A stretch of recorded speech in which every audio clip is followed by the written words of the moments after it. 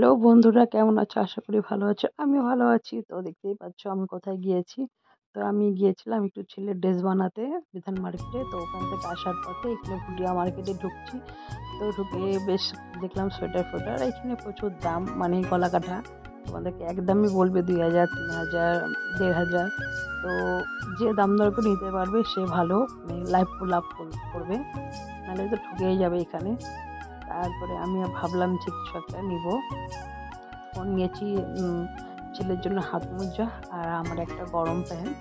তো এদিকে আমার ছেলে কি করলো, মানে আমরাকে খুঁজছিলাম, ও আমাদের আগে বেরিয়ে গেছে। দেখো, ওকে আমরা খুঁজছি। তারপরে এই পাশে নিয়ে আসলাম। তারপরে একটা প্যান্ট, এই সাদা কালারের জ্যাকেটটার দাম করলাম, এর দাম ২৬০০ টাকা। তো যাই হোক, তারপরে তো নিইনি আর এত দাম দিয়ে। তারপরে আমি গেলাম একটু প্যান্ট দেখতে, মানে গরম প্যান্ট যেটা হয় বাড়িতে পরার।